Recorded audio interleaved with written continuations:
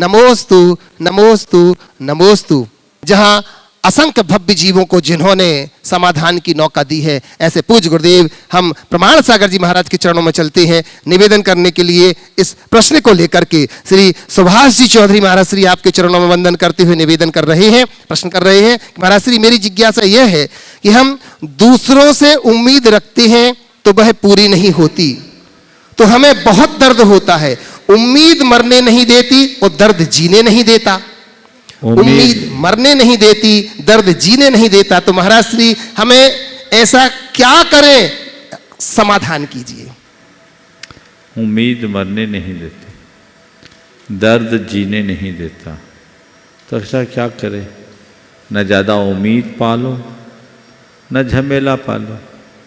ज़्यादा उम्मीदें रखोगे तो ये हाल होगा। कदाचित किसी से उम्मीद हो भी तब तक कोई कठिनाई नहीं, जब उम्मीदों की पूर्ति का प्रबल आग्रह न हो। यदि हम उम्मीदों के प्रति आग्रही नहीं बनते हैं तो कदाचित उम्मीदें पूरी न होने पर भी हमारी जो व्यग्रता बेचैनी है कम हो सकती है। मीना जी चौधरी जोधपुर से नमोस्तु निवेदित करते हुए कह रहे हैं, गुरुदेव मेरी जिज्ञासा यह है कि कुछ लोगों के सीने में दिल की जगह कैलकुलेटर होता है। क्या? कुछ लोगों के सीने में दिल की जगह कैलकुलेटर होता है। कैलकुलेटर? हाँ, हाथ मिलाने से पहले हिसाब लगा लेते हैं कि मुझे इससे कितना फायदा होने वाला है। तो महाराज श्री कृपया अपने शब्दों में इस पर प्रकाश डालिए कि हमें ऐसे लोगों से क्या करना चाहिए। देखिए, कई तरह के लोग होते हैं। कुछ लोगों का जो सोच ही होता है पूरी तरह कैलकुलेटिव होता है, वो व्यावसायिक सोच रखते हैं, और ऐसे लोगों से हमें बहुत ज़्यादा खुलना नहीं चाहिए। उनके साथ वही दृष्टिकोण रखना चाहिए जैसे एक व्यापारी के प्रति रखते हैं। आप समझ लें, जैसे किसी की दुकान में आप जाते हैं तो कोई भी सौदा लेते हैं तो हिसाब किताब लगा के लेते हैं, वो भी सौदा आपको हिसाब किताब से ही देता है। तो ऐसे लोग जिनका स्वभाव पूरी तरह कैलकुलेटिव है, उनसे भी हम जब कभी कोई बात करें तो हिसाब किताब देख करके करें ताकि हिसाब बराबर हो सके। मोतीलाल जी रामसर से नमोस्तु निवेदित करते हुए कह रहे हैं, गुरुदेव निवेदन करता हूं कि गुरुदेव मैं आपके प्रवचन एवं शंका समाधान प्रायः सुनता हूं, भावना योग भी करता हूं। मेरी शंका यह है कि गुरुदेव जीवन में भय एवं आलस्य एक दुर्बलता है, लेकिन कई बार भय इस आलस्य के कारण गंभीर अपराधों से अर्थात वचन एवं शारीरिक कृत पापों से बच जाते हैं। मतलब चोरी करना पाप है, भय भी है कि अगर मैं चोरी करूंगा तो समाज में मेरा स्तर गिर जाएगा, और ऐसे पाप करने से बच जाते हैं। तो गुरुदेव ऐसे समय में भय आलस्य को दुर्बलता समझूं या कि सबलता समझूं? देखिए, कुछ जगह भय पूरी तरह से नकारात्मक आवेग है और कुछ जगह भय एक सकारात्मक लक्षण। हमें दोनों चीज़ों को ध्यान में रखना है। मन में जो घबराहट है, आतुरता है, ये भय एक नकारात्मक आवेग है जो हमें अंदर से तोड़ देता है। लेकिन पाप से भय, कुकृत्यों से भय, तो ये हमारा एक गुण है जो हमें पाप से बचा लेता है। इसलिए बुराई से भय करो, बुरे कर्मों से भय करो, ये तुम्हारे जीवन को ऊंचा उठाएगा। लेकिन हर बात पर डरने वाले लोग जीवन में कभी सफलीभूत नहीं होते। नितिन जैन बिलोनी बागपत से नमोस्तु करते हुए कह रहे हैं, गुरुदेव किसी ने क्या खूब कहा है कि अगर जिंदगी इतनी अच्छी होती तो हम इस दुनिया से रोते रोते ना जाते। लेकिन एक मीठा सच यह भी है कि अगर ये जिंदगी इतनी बुरी ना होती तो हम जाते जाते लोगों को रुलाकर ना जाते। तो महाराज श्री ये जिंदगी कैसी है, कृपया समाधान कीजिए। जिंदगी अगर अच्छी होती तो हम रोते रोते नहीं आते हैं, और ज़िंदगी अगर मीठी नहीं होती तो रोते रोते न जिलाते।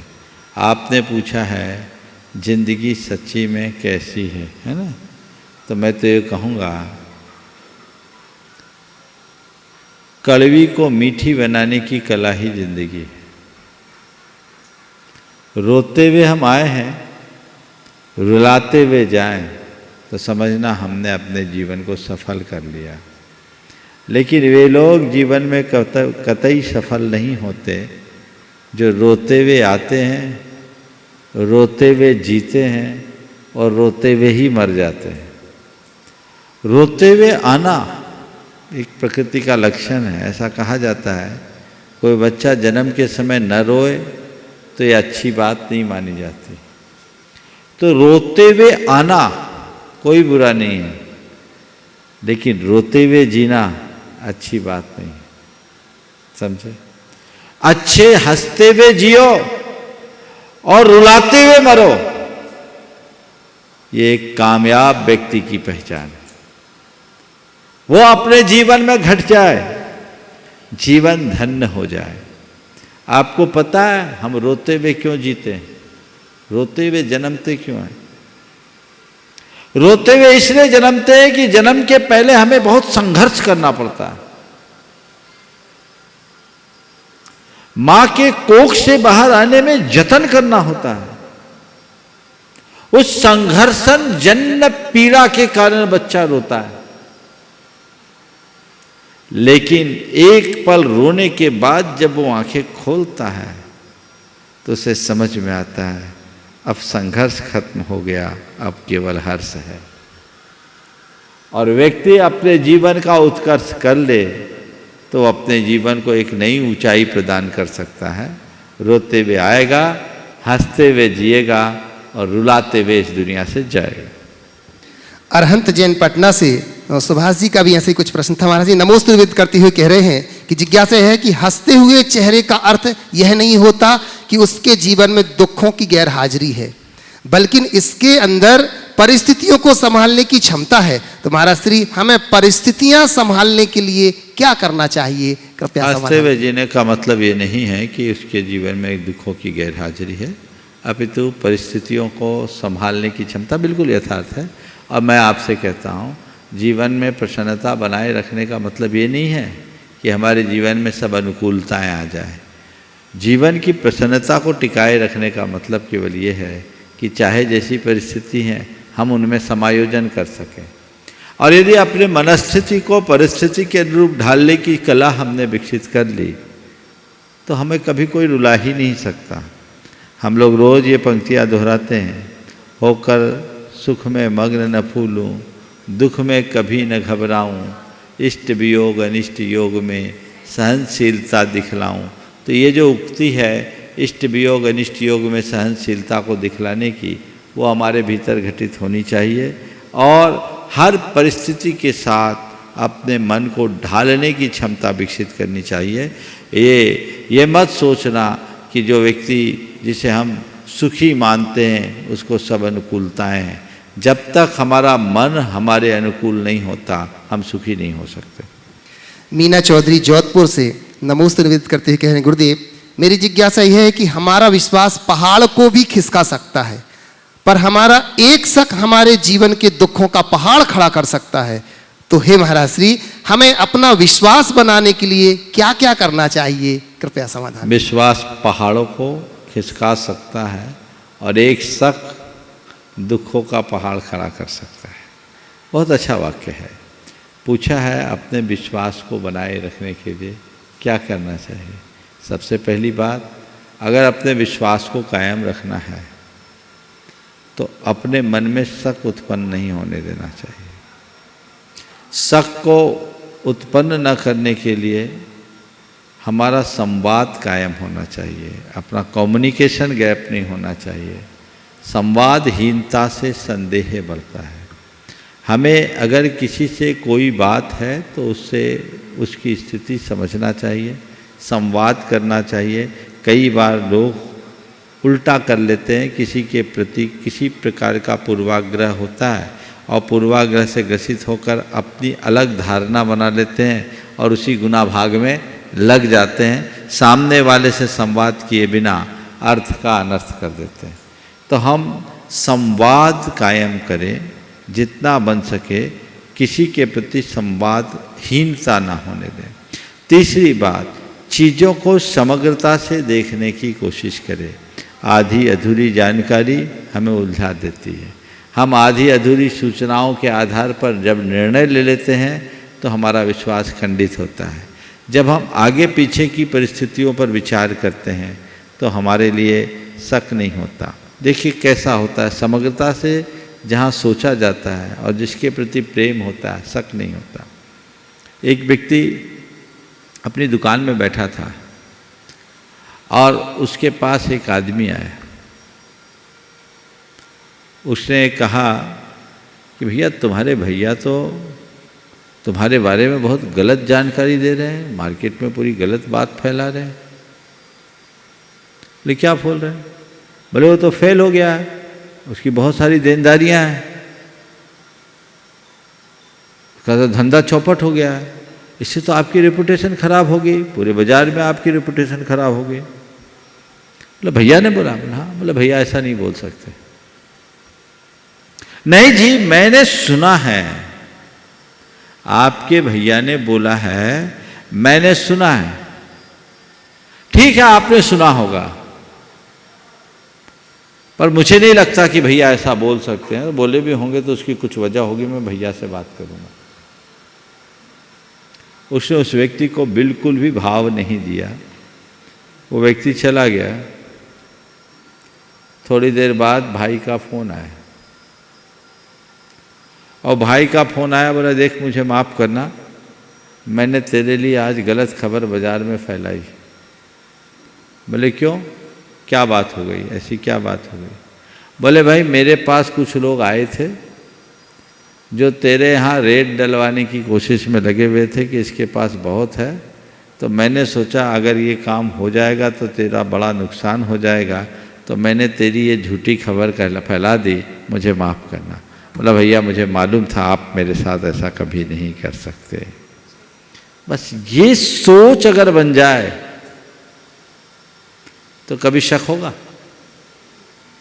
अगर मान लो ऐसे व्यक्ति को, देखो मेरे पास रिकॉर्डिंग है तेरे भैया की, बोला है रिकॉर्डिंग धरे रहा, पर मैं जानता हूं, मेरी अंडरस्टैंडिंग क्लियर है, तो पहली बात शक को उत्पन्न ना होने दे, संवाद कायम रखे, समग्रता से सोचे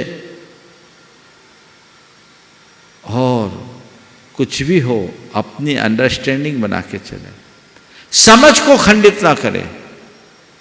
यदि ये चारों बातें अपने जीवन में आत्मसात कर लिए तो किसी के प्रति शक नहीं होगा। और थोड़ा बहुत शक होना तो फिर भी चलता है, पर कई बार शक के कारण जीवन नरक हो जाता है। पत्नी ने थाली में दाल परोसा और पत्नी से पूछो इसमें नमक है कि नहीं, तो कोई बात नहीं, चलेगा, नमक डाला या नहीं, ये इसमें कोई दिक्कत नहीं है कि तुमने थाली में दाल परोसी, दाल में नमक डाला या नहीं, इसमें कोई भरोसा नहीं। पर कोई कह दे इसमें जहर तो नहीं है, तो खाना ही जहर हो जाएगा। तो ये हमें देखना चाहिए, अपने दायरे को वैसे ही व्यवस्थित बना करके चलना चाहिए, तभी हम काम कर पाएंगे। ठीक है। अप्रत्यक्ष प्रत्यक्ष मैं यहाँ पर आमंत्रित करूंगा। उसके पूर्व बंधुओं आपको एक पुनः शुभ सूचना दे रहा हूं। आगामी 26, 27, 28 मई को पूज्य श्री के सानिध्य में गुणायतन परिसर में ही भावना योग शिविर का आयोजन किया जा रहा है, जिसमें आपसे निवेदन करूंगा कि प्रामाणिक ऐप के माध्यम से आप अपना रजिस्ट्रेशन करा लें, क्योंकि मात्र 200 लोगों के लिए ही यहाँ पर व्यवस्था दी जा रही है। जो पहले आएगा वो पहले पाएगा, और प्रति व्यक्ति मात्र 1100 रुपए की राशि रखी गई है। इसमें 3 दिनों की संपूर्ण व्यवस्था है। गुणायतन आपको देगा, भावना योग किट भी आपको दी जाएगी। बंधुओं आप उसमें जरूर शामिल हो, जरूर शामिल हो। लीजिएगा, मैं प्रथम प्रश्न के रूप में यहां पर आवाज दे रहा हूं। हमारे बीच में श्रीमान ललित जी चूड़ीवाल रामगढ़ से है, और उसी के साथ तैयार रहेंगे संजय जी सेठी रामगढ़ से। गुरुवर के चरणों में त्रैबार नमोस्तु नमोस्तु नमोस्तु। गुरुवर, जैसा कि अभी ज्ञात हुआ है कि भावना योग का शिविर 26, 27, 28 तारीख को यहाँ लगने जा रहा है। गुरुवर, जो प्रत्यक्ष रूप से इस कार्यक्रम में शामिल होंगे वो निश्चित रूप से इसका लाभ लेंगे, लेकिन जो प्रत्यक्ष रूप से इसमें शामिल नहीं हो पाएंगे वो इसका किस तरह से लाभ लें, कृपया मार्गदर्शन करें। वो अगले शिविर की प्रतीक्षा करेंगे। देखो, भावना योग का तो असली आनंद यहाँ आने पर ही है, इसलिए आनंद लेना है तो प्रत्यक्ष आओ। और इस बार का जो भावना योग का शिविर है वो कुछ हटके होगा, एडवांस होगा। इसमें कुछ दिन भर की एक्टिविटीज होगी, मैं 1-2 दिन में पूरे दिन भर की चर्या भी आपको बता दूंगा, जिसमें आदमी अपने अंदर एक ट्रांसफॉर्मेशन घटित करे। इसलिए ये शिविर हो रहा है, इसका लाभ लीजिए, कोशिश कीजिए 3 दिन के लिए पूरे शिखर जी में आकर अपने आप को भावना योगमय बनाए। लेकिन जो प्रत्यक्ष रूप से नहीं आ पा रहे हैं वो इसका लाभ कैसे लें? उनके लिए इसका कोई सीधा प्रसारण नहीं होगा। पूज्य गुरुवर के चरणों में त्रिबार नमोस्तु नमोस्तु नमोस्तु। गुरुवर, ऐसे तो इस मन से इस शंका का बहुत बार समाधान किया जा चुका है जो मैं उठाने जा रहा हूँ, और अभी भी आपने एक अपने मेरी भावना का कोटेशन जो दिया उसमें भी इसका समाधान कुछ हद तक निहित है। पर ये आज के संदर्भ में हम ये देखते हैं कि युवा, बच्चे, बुजुर्ग, पुरुष, स्त्री सभी किसी न किसी रूप में तनाव, नैराश्य और डिप्रेशन की भावना से कहीं न कहीं कुछ अंश में ग्रसित हैं, और इसका समाधान वो ऐसी जगह खोजते हैं जो कृत्रिम है। जबकि हमारे दृष्टांतों में कई पुराने हमारे प्राचीन ग्रंथों से ये सार निकलता है कि क्षितिजल पावक गगन समीरा, पंच देव मिल बना शरीरा। तो इन पंच तत्वों से बना शरीर ज़रा सा सोडियम कम होने से बेचैन हो जाता है, हम अपने सुध बुध खो बैठते हैं, ज़रा सा पोटेशियम कम होने से हम बेचैन हो जाते हैं। ये मामूली मिलीग्राम का अंतर हमें इतने तनाव में ले आता है, और हम इसका समाधान प्रकृति को छोड़ करके दूसरी जगह ढूंढते हैं। जयशंकर प्रसाद ने भी इस ओर एक इशारा किया, महाकवि ने, कि बीती विभावरी जागरी, बीती विभावरी जागरी, लास्ट का उनके जो पंक्ति है कि खगकुल कुलकुल सा डोल रहा, किसलय का अंचल डोल रहा, लो यह लतिका भी भरलाई, मुकुल नवल रस गागरी। उन्होंने भी प्रकृति से संदेश लेने के लिए हमें हमेशा प्रेरित किया है।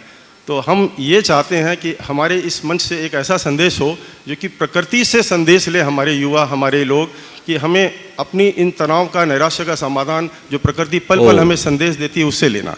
देखिए, बहुत अच्छी बात आपने अपनाई। मैं तो कहता हूँ व्यक्ति यदि प्रकृति और प्रकृति की व्यवस्था को समझ ले तो नैराश्य, तनाव, डिप्रेशन और साथ कुछ होगा ही नहीं।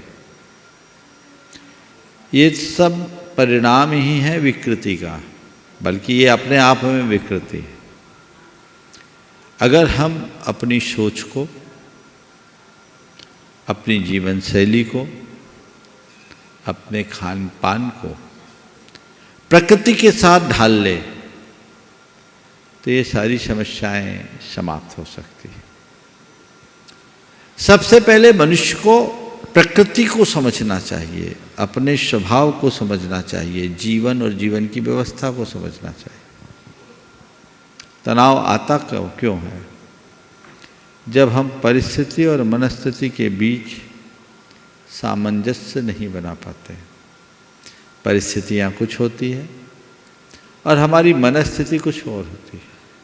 मन कुछ होता है और सामने कुछ हो जाता है। मन उसको पचा नहीं पाता, चित्त तनाव से ग्रसित हो जाता है।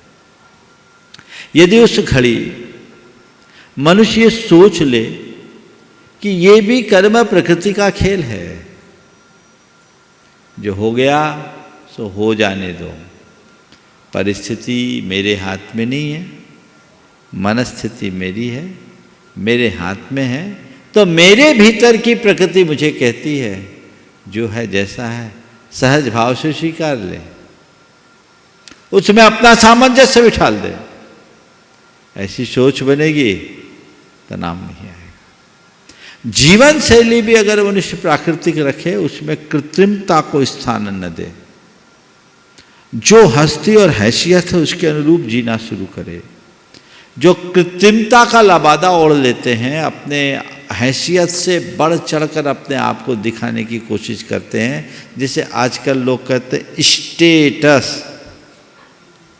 तो ऊपर का स्टेटस आदमी को अंदर से फटीचर बना देता है।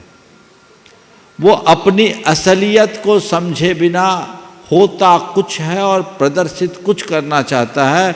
उस बाहरी आवरण को मेंटेन करने के लिए उससे बहुत ज़्यादा बोझ बढ़ाना पड़ता है, बढ़ जाता है। होता है, अरे भाई तुम जैसे हो, साधारण हो, उस रूप में रहो ना, तुम्हारे सामने कोई समस्या ही खड़ी नहीं होगी। लेकिन तुम हो कुछ और दिखाओगे कुछ तो समस्याएं ही समस्या होगी। तो अपनी जीवन शैली को ठीक करें और खान पान में भी हम ध्यान रखें। अगर व्यक्ति उत्तेजक मादक पदार्थों का सेवन करेगा, तनाव होगा। और एक बात ध्यान रखना, जब व्यक्ति तनावग्रस्त होता है तो थोड़ा कंफर्ट जोन में जाना चाहता है, पर तुम्हारे जीवन में जितने भी साधन हैं वो सब तुम्हारे मन को बहलाने के साधन हैं। मन को बहलाने से मन को विश्राम नहीं मिलता। मन को विश्राम मिलता है मन को बदलने से। बाहरी साधन मन को बहलाते हैं और तत्व ज्ञान मन को बदलता है। धर्म शास्त्रों की उक्ति को चरितार्थ करो, जीवन और जीवन की व्यवस्था को समझो, तत्व ज्ञान सामने रखो, तनाव उत्पन्न ही नहीं होगा। विषमतम परिस्थितियों में भी प्रसन्नता से जी सकें। समझ गए? बहुत नमस्ते बंधुओं, प्रश्न के लिए मैं आवाज दूं, उसके साथ साथ मैं उनके सम्मान के लिए यहां बुला रहा हूं आज हमारे बीच में महाराज श्री उत्तम चंद जी पाटनी, जो कि वरिष्ठ समाज सेवी है। मैं निवेदन करता हूं निकट आए और इनका अभिनंदन कर रहा है गुणायतन परिवार। मैं अभिनंदन करने के लिए आवाज दे रहा हूं एनएल जैन साहब हमारे बीच में, गुणायतन कोषाध्यक्ष राजेश जी सेठी, गुणायतन ट्रस्टी सरिया यहां पर उपस्थित हैं। आए सबसे पहले उत्तम चंद जी का अभिनंदन करेंगे, साथ ही में हमारे गुणायतन सीईओ सुभाष जी यहां पर उपस्थित हैं, इनका अभिनंदन करें। और इस अभिनंदन के साथ ही गुणायतन ट्रस्टी भी हैं और साथ ही साथ गुणायतन ट्रस्टी भी हैं। मैं निवेदन करता हूं उत्तम चंद जी, जो कि हमारे गुणायतन ट्रस्टी हैं और वरिष्ठ समाज सेवी हैं, इनका जोरदार कलतर ध्वनि से अभिनंदन करते हैं। और हमारी गुणायतन टीम इनका अभिनंदन कर रही है बंधुओं। और इस अभिनंदन के साथ ही वो अपना प्रश्न रखेंगे और इनके प्रश्न के बाद तैयार रहेंगे हमारे आज के नवीन ट्रस्टी श्रीमान पीयूष जी सिखा जी उज्जैन। पुनः पुनः तालियों के साथ अभिनंदन करेंगे अपन।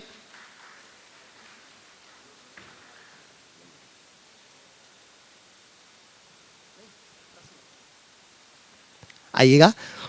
पुनः सामाजिक कार्यों में जिन्होंने अपना जीवन समर्पित किया है बंधुओं, ऐसे शख्स का अभिनंदन करते हुए गुणायतन परिवार बड़ा हर्षित हो रहा है और अपना प्रश्न रख रहे हैं। वो गुरुदेव के चरणों में बारंबार नमोस्तु नमोस्तु नमोस्तु। आज गुरु मेरा भाग्य जागृत हुआ जो मैं साक्षात आपको चरणों में प्रणाम करने आया हूँ। मेरा ये प्रश्न है महाराज साहब कि वो इतने दिन तक कोई सामाजिक समाज के उत्थान के लिए भी कोई भी वस्तु है जो निरर्थक पड़ी रहती है, उसका दोष के भागी क्या उसके ट्रस्टी होते हैं या उसे काम में लेने वाले उसको जो उसके उत्थान में शरीक होते हैं, उनका क्या रोल होता है? बहुत सुंदर। सबसे पहले तो मैं चाहूँगा एक बार उत्तम चंद जी का जोरदार करतल ध्वनि से स्वागत करें। ये बड़े सक्रिय और समर्पित कार्यकर्ता हैं। हमारे जयपुर के चातुर्मास में इनकी बहुत ही सक्रिय भागीदारी थी, मजबूत कड़ी थे और ये गुणायतन से तो जुड़े ही हैं, हर कार्य से जुड़े और आज भी एक बहुत अच्छे कार्य को संपन्न करने के सिलसिले में यहाँ है। आपने जो सवाल किया वो सवाल यही है कि कई बार हम लोग किसी अच्छे उद्देश्य से किसी कार्य की शुरुआत करते हैं पर वो कार्य पूरा नहीं हो पाता, तो उसकी वजह क्या है? आपके पूछने का भाव जो मैं समझ रहा हूँ। और इसका पाप क्या उसके ट्रस्टियों को लगता है या फिर और किसी को? देखिए, किसी भी कार्य को हम जब शुरू करते हैं तो हमें उसके लिए बहुत सारे अनुकूल संयोग चाहिए। उन कार्यों के पल्लवन के लिए भी पुण्य चाहिए।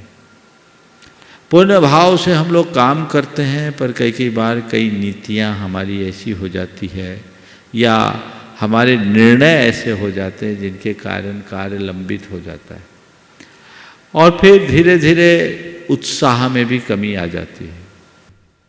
निमित्त नहीं मिलता तो हम जो चाहते वो नहीं हो पाता। लेकिन जब निमित्त आता है तो सारे संयोग अनुकूल बन जाते हैं। इसलिए मैं तो ये मानता हूं, हम आप किसी के कर्ता नहीं हैं, हम आप सब केवल निमित्त हैं। कितना भी हम अच्छा सोचे, जब तक अच्छा होने का निमित्त नहीं जगेगा तब तक कोई अच्छा काम होगा ही नहीं। और जब निमित्त आएगा तो ऐसा होगा कि पता नहीं, बशर्ते हमारी नीयत साफ हो, हमारी मनसा स्पष्ट हो। यदि कोई व्यक्ति अपने निहित स्वार्थों के कारण किसी कार्य को, अच्छे कार्य को टालता है, विलंब करता है, महापाप का भागी।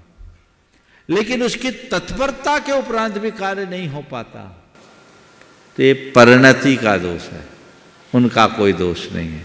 समझ गए? तो समझिए अब परिणति सुधरने वाली है, सब ठीक होगा। नमोस्तु गुरुदेव, नमोस्तु नमोस्तु। पीयूष शिखा प्रकृति जैन उज्जैन से। पूज्य गुरुदेव के चरणों में नमोस्तु नमोस्तु नमोस्तु। गुरुदेव, मेरा प्रश्न ये है कि बहुत बार कुछ मांगलिक कार्यों में, कुछ धर्म के कार्यों को करने का बहुत रुचि रहती है, काफ़ी उत्साह रहता है, बट फिर भी कुछ न कुछ कारण ऐसा आ जाता है कि हम उसको कर नहीं पाते हैं, पूरा मतलब कंप्लीट नहीं हो कर पा रहे हैं, हम जा ही नहीं पा रहे हैं, ऐसा हो जाता है। तो इस तरह से क्यों होता है और ऐसे विघ्न ना आए इसके लिए हम क्या करें? कृपया मार्गदर्शन। श्रेयांशी बहुविघ्नानि, अच्छे कार्य में विघ्न तो आते ही हैं, उससे हमारे लगन की परीक्षा होती है। हम अच्छे कार्य करना चाहते हैं और फिर नहीं हो पाता, तो नहीं हो पाता और नहीं करते, इनमें अंतर है। यदि हम कोई कार्य नहीं करते हैं तो ये हमारा प्रमाद है, और नहीं कर पाते तो ये हमारा दुर्भाग्य है, संयोग की कमी है। तो ऐसे के लिए हमें भावना भानी चाहिए। कई चीज़ें ऐसी होती है, घर गृहस्थी है, चाह करके भी नहीं आ पाते। कई लोग हैं टिकट बना लेते हैं और कोई ऐसी समस्या आती है कि फिर वो नहीं हो पाता। तो इसमें हमें ये देखना चाहिए कि एक बार ऐसा हो, 2 बार ऐसा हो, तो तीसरी बार हम अपना रास्ता खोल लें, संकल्पित हो जाए और भावना भाए। अच्छे कार्य की भावना भाने से वो शीघ्र संपन्न होते हैं। अतुल, शीतल, निहाल, वंदना, लाघानी परिवार। गुरुदेव के चरणों में कोटि कोटि नमोस्तु नमोस्तु नमोस्तु। क्षुलक महाराज जी के चरणों में इच्छा में। गुरुदेव, मेरा प्रश्न ये है कि क्षुलक महाराज जी को इच्छा में क्यों कहते हैं और इच्छा में का अर्थ क्या होता है? बहुत अच्छा सवाल है। देखो, इसने तो पूछ लिया, आप लोग भी इच्छामी करते हो, पता है क्यों करते हैं? हाँ, तो क्यों नहीं पूछा? एक बार इस बच्ची के लिए जोरदार ताली हो जाए। देखो, मुनि महाराज को नमोस्तु करते हैं, आयरिका माता को बंदामी कहते हैं, ऐलक शुल्लक को, उत्कृष्ट शावक को इच्छामी कहते हैं, और हमारे साधारण ब्रह्मचारी व्रती लोगों को वंदना कहते हैं। ये एक प्रकार का प्रोटोकॉल है। आपस में जय जिनेन्द्र नमस्ते बोलते हैं, करते हैं। तो ये कौन किस लायक है, उसके लिए हम कैसे शब्द से उनका सत्कार करें, अभिवादन करें। समझ गए? क्षुल्लक जी को इच्छामी करने का मतलब ये है कि आप जिस पथ पर चल रहे हो, हम उसकी इच्छा करते हैं, हम उसकी अनुशंसा करते हैं, हम भी उस पथ का अनुमोदन करते हैं। ये भाव समझ गए? नमोस्तु गुरुदेव, नमोस्तु गुरुदेव। निधि, श्रीमती निधि जी भोपाल से। दयालु कृपालु गुरुदेव के चरणों में कोटि कोटि नमन। गुरुदेव, जन्म देने वाली माँ और पालने वाली माँ के प्रति क्या कर्तव्य होने चाहिए बच्चों के? जन्म देने वाली माँ और पालने वाली माँ, माँ जो है, माँ के प्रति जीवन भर कृतज्ञ होना चाहिए, और ये सोचना चाहिए कि आज मेरे शरीर का एक एक बूंद जो खून है वो उनकी ही कृपा का प्रसाद है। उनके प्रति मुझे समर्पित रहना है और अपने आचरण और व्यवहार से ऐसा कार्य करना है जिससे उनका गौरव बढ़े। ऐसा कभी मत सोचना कि उनको हमारे पीछे रोना पड़े। नरेंद्र जी, वीणा जी झांझरी कोडरमा से। गुरुदेव के चरणों में नमोस्तु नमोस्तु नमोस्तु। सभी क्षुल्लक महाराज जी के चरणों में इच्छा में, इच्छा में। गुरुदेव, जिंदगी में हम कितने खुश हैं यह महत्वपूर्ण नहीं है, बल्कि महत्वपूर्ण तो यह है कि हम कितने लोगों को खुश रख सकते हैं। तो जिज्ञासा यह है कि ऐसा क्या करें कि हम अधिक से अधिक लोगों को खुश रख सकें? हम कितने खुश हैं ये महत्वपूर्ण नहीं है, महत्वपूर्ण तो ये है कि हम कितने लोगों को खुश रख सकते हैं। आपने पूछा है कि ऐसा हम क्या करें कि अधिक से अधिक लोगों को खुश रख सकें। अधिक से अधिक खुश लोगों को खुश रखने के लिए सबसे पहले खुद को खुश रखो। जो खुद खुश रहता है वही औरों को खुश रख सकता है। तो हम खुद में खुश रहने की कला विकसित करें और खुद को खुश रखने की कला के लिए ज़्यादा कुछ नहीं करना है। जो कुछ घटे जैसा भी हो सहज भाव से स्वीकारना शुरू कर ले। अच्छे और बुरे दोनों को जब हम सहज भाव से स्वीकारने की क्षमता अपने भीतर विकसित करेंगे, हम खुद को खुश रखने में समर्थ हो जाएंगे। और जब हम खुद को खुश रखेंगे तो और हमसे और लोग भी हमसे अपने आप खुश होंगे। हमें उसके लिए ज़्यादा कुछ कहने की आवश्यकता शेष नहीं है। नमोस्तु गुरुदेव। ब्रह्मचारिणी सुनीता दीदी जी बांसा और इस गुरुवर के चरणों में नमोस्तु नमोस्तु, शुल्लक जी के चरणों में इच्छा में। महाराज जी, हमारा एक आपका हमने सूत्र पढ़ा था, याचना नहीं प्रार्थना करो। जब हमारे जो देव शास्त्र गुरु हैं ये निर्ग्रंथ हैं और किसी में ना राग करते हैं ना द्वेष करते हैं, लेकिन जब हमारे जीवन में कोई ऐसी उलझन आ जाती है तो जब हम लोग बड़े बाबा के पास जाते हैं और बड़े बाबा से बोलते, बड़े बाबा आज तक हमने आपसे कुछ नहीं मांगा है, लेकिन आज हमारी ये बात आपको मानना पड़ेगी।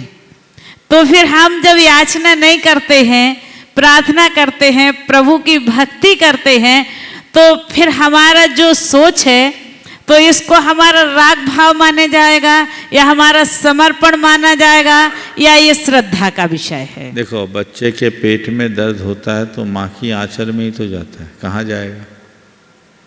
तकलीफ तो ही जाएगा।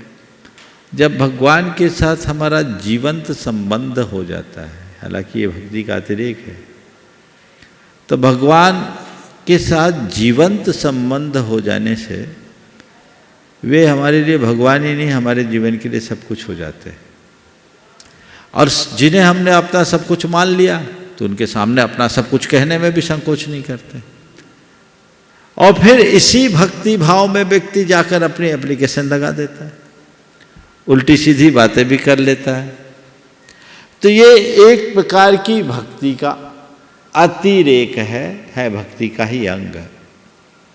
लेकिन यदि व्यक्ति के अंदर विवेक हो और थोड़ा सा अध्यात्म की ओर अग्रसर हो जाए तो भगवान के चरणों में अपने संकटों का रोना लेकर नहीं जाएगा, भगवान के चरणों में अपने आप को समर्थ बनाने की प्रार्थना लेकर जाएगा। प्रभु, आपके चरणों में इसलिए नहीं आया कि मेरे संकट टल जाए, प्रभु आपके चरणों में तो मैं इसलिए आया हूँ कि चाहे कैसे भी संकट आए मैं उन्हें झेल सकूं, उनमें विचलित ना हो सकूं, संकटों की घड़ी में स्थिरता रख सकूं। सम्यक भक्ति ये है। लेकिन दोनों चीज़ें होती है। अब भगवान से कौन मांगता है? जिनको भगवान दिखते हैं। अब भगवान दिखे ही नहीं तो क्या मांगे? नमस्ते। लता जी गंगवाल गया से गुणायतन मंत्री। शुल्लक जी के चरणों में इच्छा में। महाराज श्री चार लोगों के बीच में रहते हैं तो कभी न कभी टकराव तो होता ही है, लेकिन उस वक्त नेचर को हाई नहीं करके रॉयल बना के रखे। रॉयल बना के रखे और टेम्परेचर को लो बना कर रखे। तो महाराज जी उन लोग के बीच में खुशहाली छाई रहेगी। तो ये कैसे होगा महाराज जी? हाँ, नेचर को हाई न बनाकर रॉयल बनाए और टेम्परेचर को लो रखे, हाई न बनाए, तो बिल्कुल ठीक है। ये तो सूत्र आपने ही कह दिया, लेकिन होता उल्टा है। टेम्परेचर बढ़ जाता है और नेचर बिगड़ जाता है। समझ गए? अपने आप का अपना नेचर जॉली बना लो, हर बात को हल्के में लेना सीख लो, तो कभी किसी से तकरार ही नहीं होगी। यदि कुछ घटेगा भी तो अपने आप को संभालने की सामर्थ्य आ जाए। नमोस्तु महाराज। ब्रह्मचारी विकास भैया जी छत्रपति संभाजी नगर से। महाराज जी के चरणों में त्रिवार नमोस्तु और सभी शुल्लक महाराज जी के चरणों में इच्छा में निवेदित करता हूँ। महाराज जी, महाराज जी मेरा ये प्रश्न था कि कल तत्व विद्या के क्लास में आपने रत्नकरंडक श्रावोपचार का नांगहीनम मलम चित्तुम दर्शनम जन्म संततिम नहीं मंत्राक्षरण्योन्य निहंती वेशवेदना, कि मंत्र में अगर एक भी अक्षर कम या ज़्यादा रहा तो वो काम नहीं करता। तो मेरा प्रश्न यह था महाराज जी कि अंजन चोर ने नमोकार मंत्र तो बोला नहीं था, तो उसको मंत्र की सिद्धि कैसी होगी? बहुत अच्छा प्रश्न। ये बात बिल्कुल सही है। एक तरफ तो कहा जाता है कि एक अक्षर भी अगर कम हो जाए तो मंत्र काम नहीं करता, और अंजन चोर ने तो मंत्र ही नहीं बोला, उसका काम कैसे हो गया? तो मैं आपको बोलूं, अंजन चोर ने नमोकार बोला, नमोकार नहीं बोला। अंजन चोर के मन में नमोकार के प्रति ऐसा विश्वास था कि इसने जो जाप किया है इसका परिणाम बिल्कुल सही होगा। जिस सेठ ने जाप किया था अपनी आकाशगामिनी विद्या के लिए, पूरा जापानुष्ठान करने के बाद भी जिस धुक धुक कर रहा था, उसने करने योग्य तो सारा कुछ कर लिया था। उसको सीकों को काटना था एक झटके में, और विद्या उसको झेलती। पर उसके दिमाग में ये था कि कहीं मैंने सीका काटा और विद्या नहीं आई तो नीचे मरूंगा, क्योंकि तीक्ष्ण अस्त्र खड़े। तो उसको अपने मंत्र पर शंका थी, और अंजन चोर को मंत्र पर विश्वास था कि सेठ ने जो मंत्र बोला ये मंत्र गलत नहीं हो सकता। तो उसने बोला मैंने तो जो कुछ करना था सब कर लिया, केवल सीकों को काटना है, तुम काट लो। और उस पर विश्वास करके एक झटके में काटा, विद्या उसको झेल ली, और आकाशगामिनी विद्या सिद्ध हो गई। समझ गए? तो विश्वास सबसे बड़ी ताकत होती है, और विश्वास से भरकर आप कोई भी वाक्य शब्द बोल दो, मंत्र बन सकते। कल्याण जी झांझरी ईश्वरी उदासीन आश्रम से। नमस्ते महाराज जी। महाराज जी, कुबेर के द्वारा समोसरण की रचनाएं होती है, उसमें जो प्रतिमाएं विराजमान होती है मानसिंह आदि वगैरह में, वो फिर समोसरण के बाद भी कहाँ वो क्या होता है, कहाँ चली जाती है? देखिए, समोसरण में जो भी संरचनाएं आती है वो दिव्य निधियाँ होती है, और स्वर्गों में ऐसी दिव्य वस्तुएं रखी होती है। स्वर्गों के मानस स्तंभों में भी रहती है और कुछ स्थान होते हैं। एक उल्लेख आता व्यवसायपुर, वहाँ से अभिषेक पूजा की योग्य द्रव्य लेते हैं देवता लोग। समझ गए? स्वर्ग में एक व्यवसायपुर होता है, यानी वहाँ का मार्केट होता होगा, लिखा है तिलोपन्नति व्यवसायपुर। तो वहाँ से जाके पूजा अभिषेक की योग्य द्रव्य लेते हैं। तो ये जितनी भी दिव्य निधियाँ हैं स्वर्ग में रहती। मानस स्तंभ में भी बहुत सारी चीज़ें रहती हैं। वहाँ मानस स्तंभ में एक स्थान बना रहता है स्वर्ग के कृत्रिम जिनालियों के। तो वहाँ कुछ स्थान विशेष में ये सब निधियाँ रहती है, समय पाकर के अपना फल काम करती है, और जहाँ जिस निमित्त से आती है उस निमित्त के रहने तक रहती है, उसके बाद जहाँ से आती वहीं चली जाती। ऐसा समझ लीजिए, मैं निवेदन कर रहा हूँ माननीय एनएलएन साहब, गुणायतन कोषाध्यक्ष, और इसी के बाद मैं निवेदन करूँगा हमारे बीच में भैया राजेश भैया जी सेठी, जो कि गुणायतन ट्रस्टी भी हैं, सरिया से। नमोस्तु महाराज श्री। मंचासीन सभी क्षुल्लक महाराज जी को इच्छा में महाराज श्री, सुख और दुख जीवन के अविभाज्य अंग हैं। जीवन में सुख भी आता है और दुख भी आता है, और दुख के लिए कहा है कि एक विद्यालय में एक जो टीचर होता है, शिक्षक होता है, जो कठोर होता है, जो डिसिप्लिन्ड होता है, उसके कक्षा में जाने वाले जो व्यक्ति होते हैं, जो पढ़ने वाले हैं शिक्षार्थी, वो बेमन से जाते हैं, लेकिन फिर भी वो जो है ना, जो ज्ञान प्राप्त करते हैं वो उसी क्लास से प्राप्त करते हैं। तो महाराज जी, वो वहाँ जाने के लिए किसी न क्यों रुकते हैं? आपके प्रश्न का आशय ये है कि प्रायः दुख और कठिनाइयाँ हमें सीख देती है, फिर भी लोग दुख से क्यों कतराता है, यही पूछना चाह रहे हैं? दुख और कठिनाइयाँ हमें सीख देती है, फिर भी लोग दुख से कतराते हैं क्योंकि उन्हें दुख तो दिखता है, उसकी ओट में छिपी हुई सीख नहीं दिखती। जिस दिन दुख की ओट में छिपी हुई सीख दिखाई पड़ने लगेगी, आप दुखों से घबराएंगे नहीं, कतराएंगे नहीं, अभी तो दुख को गले लगाने की कला सीख लेंगे। इसलिए कहते हैं दुख से घबराओ नहीं मेरे साथी, दुख ही तो जीवन का क्या संगीत है, हाँ श्रृंगार है। तो इसलिए हाँ श्रृंगार है, तो वो श्रृंगार मानकर स्वीकार करता है। तो उसके पीछे छिपी हुई सीख को समझे। एक बात सदैव समझना, अनुकूल समय कमज़ोर आदमी को बनाता है और प्रतिकूल समय मजबूत इंसान को जन्म देता है। मजबूत इंसान अनुकूल समय को जन्म देता है और कमज़ोर इंसान प्रतिकूल समय को जन्म देता है।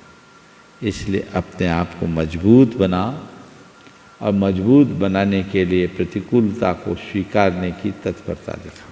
नमोस्तु महाराज श्री। निवेदन कर रहा हूँ गुणायतन के प्रति समर्पित श्रीमान राजेश जी सेठी, गुणायतन ट्रस्टी, आइएगा सरिया से।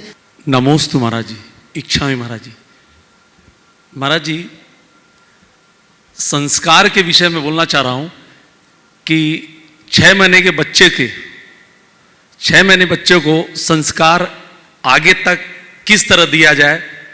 जैसे बोला जाता है कि नींव मजबूत रहे, आगे भी वो मजबूत रहता है, वो अडिग रहता है, खड़ा रहता है। आप 15 महीना लेट हो गए।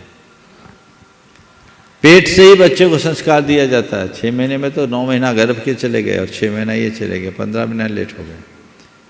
पेट से ही संस्कार दो और ये माँ की भावनाओं पर निर्भर करता है। माँ का जैसा व्यवहार होता है बच्चों के ऊपर वैसा प्रभाव पड़ता है। पेट में बाहर आने पर भी वही सब चीज़ें होनी चाहिए। बच्चों के सामने वैसा ही आचरण और व्यवहार करना चाहिए जिससे बच्चों के संस्कार पल्लवित हों। उनको हमें आत्मा का स्वरूप समझाना चाहिए। लोरियों में ललित कला, काव्य कला, आमोद प्रमोद की बातें सीखनी चाहिए और करनी चाहिए जिससे उसके जीवन में कला गुणों का विकास हो। बच्चे के सामने किसी प्रकार का दायित्वहीन आचरण नहीं करना चाहिए। लेकिन आजकल प्रायः माँ बाप अपने बच्चों के साथ अच्छा व्यवहार नहीं करते या बच्चों के सामने अच्छा व्यवहार नहीं करते, जिसका विपरीत प्रभाव बच्चों पर पड़ता है और उससे बच्चों का जीवन बर्बाद हो जाता है। भगवान का नाम याद कराने की जगह सिनेमा का गीत याद कराएंगे। किसी को हाथ जोड़ना सिखाने की जगह कहेंगे मम्मी पापा को थप्पड़ मार या मम्मी के बाल खींच। ये चीज़ें बचपन में खेल खेल में आप करा देते हैं। तो जिसने मम्मी को बचपन में ही मम्मी की बाल खींचने या पापा के थप्पड़ मारने की बात सिखाई है, बड़ा होकर घर से धक्का दे के निकाले तो क्या आश्चर्य। सही बातें सिखानी चाहिए, सही बातें समझानी चाहिए, तब उसका परिणाम सही होगा। नमोस्तु। आशा जी, सुबोध जी कोडरमा और अंतिम सुलोचना जी झांझ। बोले परम पूज्य गुरु प्रमाण सागर जी महाराज की जय। महाराज श्री के चरणों में नमोस्तु नमोस्तु नमोस्तु। मंचासीन सभी छुल्लक जी को मेरा इच्छामी इच्छामी इच्छामी। महाराज श्री, प्रश्न मेरा नहीं है, माता जी का है कि मुनि महाराज लोग रात्रि में कितने समय तक, कितनी बजे तक बोल सकते हैं और क्या वीडियो कॉल मोबाइल वगैरह में बात कर सकते हैं? मुनि महाराज रात्रि में कितने बजे तक बोल सकते हैं? मुनि महाराज को तो दिन में भी ज़्यादा बोलने का विधान नहीं है, तो रात में क्या बोलना? कितनी समय तक, मतलब उसका कोई समय ऐसा विधान नहीं कि इतने बजे तक ही बोलना, जितना कम बोलो उतना अच्छा है। और क्या वीडियो कॉल वगैरह में मोबाइल में बात कर सकते हैं? ये वीडियो कॉल वगैरह की आजकल चलन आप लोगों ने बना ली है। मुनि महाराजों को इन साधनों से जितना दूर रखो उतना अच्छा है। नमस्ते महाराज। लीजिए, मैं निवेदन कर रहा हूँ पूज्य शुल्लक श्री। हाँ सुलोचना जी। हाँ अच्छा, सुलोचना जी। नमस्ते महाराज जी। इच्छा में महाराज, इच्छा में।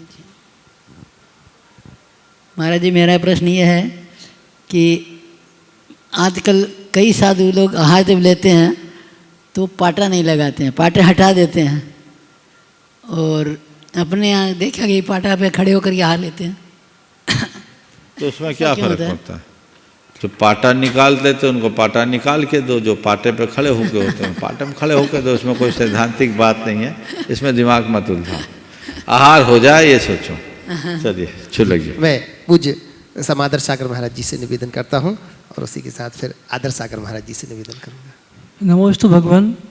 प्रश्न पद्म पुराण से है कि जब रावण को उप ब्रह्मा ने कोर्ट का पता बताया, रास्ता दिखाया, तो उप ब्रह्मा ने जब रावण को कोर्ट का मार्ग दिखाया तो उसे कहती कि मैं तुमसे विवाह करना चाहती हूँ, और वो कहता है कि तुम तो मेरी गुरु माँ हो जो तुमने मुझे सही मार्ग दिखाया, रास्ता दिखाया। दूसरी तरफ जब माता सीता को देख कर के इस प्रकार से वो उनके बाद में हरण करता है, दोनों बातों में महाराज जी बताइए कि ऐसा क्या रहस्य है कि जानते हुए भी उसने इस प्रकार से इस कार्य को किया।